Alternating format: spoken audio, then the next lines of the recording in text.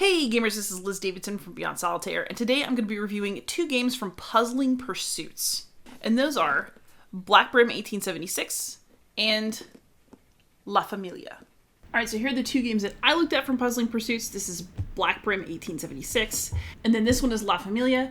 Basically, they are the same style of game, but with different flavor text and puzzles that are inspired by a different period in time and a different theme.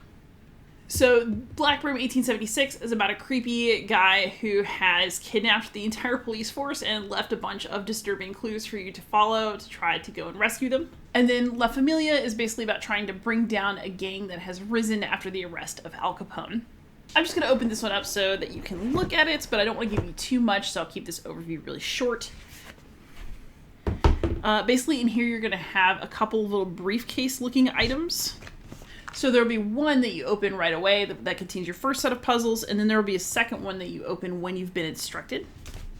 And it'll actually tell you on the back. So part 1, open when ready, and then it'll say part 2, open when instructed. These are just facing this way because that's how I put them back in the box.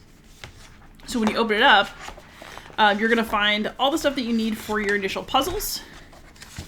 And then a cool little note. So I was particularly charmed by the fact that this had a wax seal on it that was like super fun. Oh, has it like reaffixed itself? Oh, let's be careful with that. I try to keep it intact because I kind of liked it.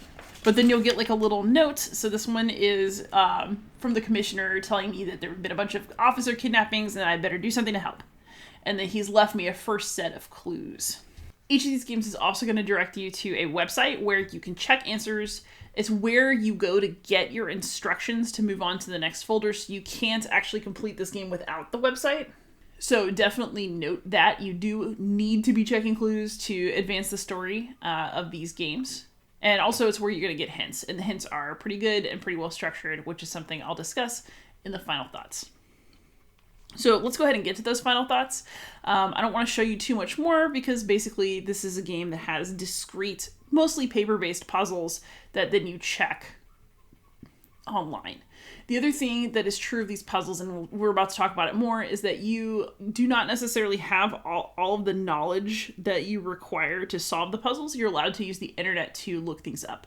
So you might look up a painting, or you might look up an author, or you might look up an image online and try to figure out what it's supposed to be in order to solve the puzzle. You're not expected to have all of the background knowledge you need, just yourself with the puzzle box.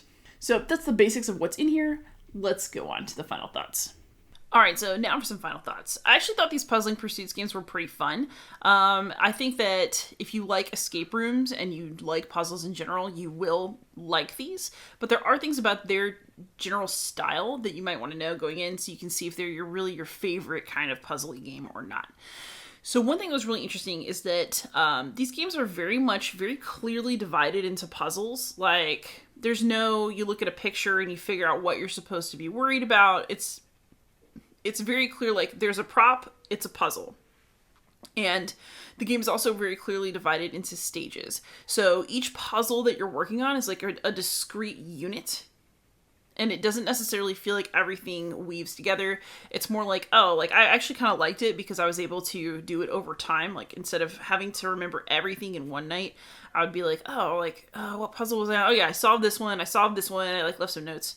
And I was like, okay, so this is the puzzle I'm going to work on tonight. And you can actually just kind of do it a little bit at a time because it's in like these discrete units. So maybe you want something that's a little bit more woven together, but if that discrete unit aspect of things sounds good to you, then I think that you'll enjoy the way that puzzles are presented here. And both of them had kind of this 2 envelope structure where one, like you get a neat little letter to you as the investigator. And I like that there was like a wax seal on the Black Brim one. And like, there's like an air of fanciness to these that I did really like. So you're going to get a little bit of intro material, and then you'll get one big envelope to open when ready, and that's your first set of puzzles. And then once you get through those, you kind of graduate to stage 2, which is open when instructed, and then you get like a new set of puzzles to solve. So you have like a preset structure for these games, but all the puzzles are quite different from each other. So it's really just kind of like working through a series of puzzles with a little bit of plot on. And you could definitely, do this bit by bit with your family or just by yourself, which is how I did it, of course, because I'm a solo gamer. I also did check the website, so I tried really hard to solve these puzzles on my own, and I was able to do that most of the time.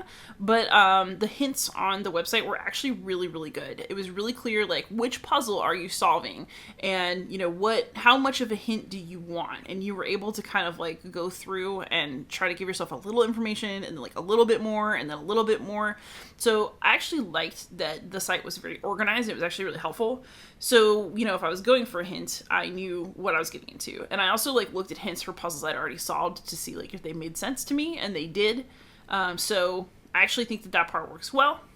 My one complaint, and this may be something that you love about the game, is that it does require outside knowledge to solve the puzzle. So I'm going to reveal one puzzle from Black Brim 1876 to explain my feelings on this matter.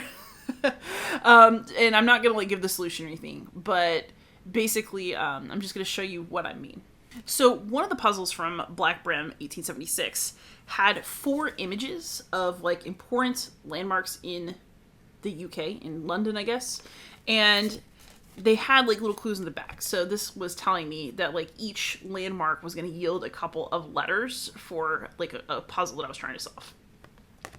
However, you need outside knowledge to know what these are. And, like, if you live in London and have seen them, maybe you know, but I, like, only knew a couple of these. So these were pictures that I didn't really know how to start identifying, and I managed to find most of them pretty easily because they are pretty, like, noticeable landmarks in, you know, that I've seen in books or something like that. But I actually really had a hard time with one of them because I couldn't find any pictures that were the angle that the puzzle picture is at. It was driving me absolutely up the wall. And so I mostly like the puzzles for this game. I think they're smart. Maybe they're a little too precious sometimes, but that's also true of the exit games and, like, any game that has puzzles. But I personally was driven a little bit crazy by the fact that this game expected me to be able to find outside information to solve the puzzles, and that sometimes that information was not super easy to look up, and maybe you don't have the cultural knowledge to get it. There's also one about, like, British currency on one of those puzzles that made me crazy because I didn't understand it. So I did have to look up a hint for that because I was like, what? I don't know how to do this.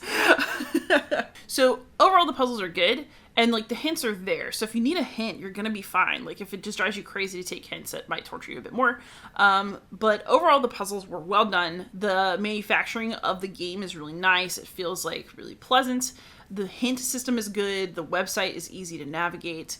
And the puzzles themselves were largely very interesting and satisfying. I just sometimes felt like having to go look up other knowledge on the internet that I didn't have inherently when I came to the puzzle was somewhat irritating. And there are other escape room style games that handle this differently. So, like, the Grand Gamers Guild has escape rooms, like those little tiny escape rooms that I like with, like, the 18 cards, and they do also require some cultural knowledge. However, the website for that game has, separate from the hints, cultural knowledge that you might need to know in order to solve the puzzles.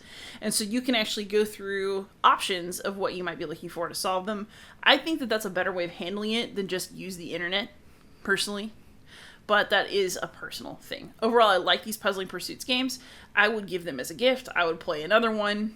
So if you like escape rooms and you want to try something different that's not an exit game, that is not an unlock game, and you just want some puzzles, the Puzzling Pursuits is another alternative that I think is very viable and very nicely made. So thank you so much for watching.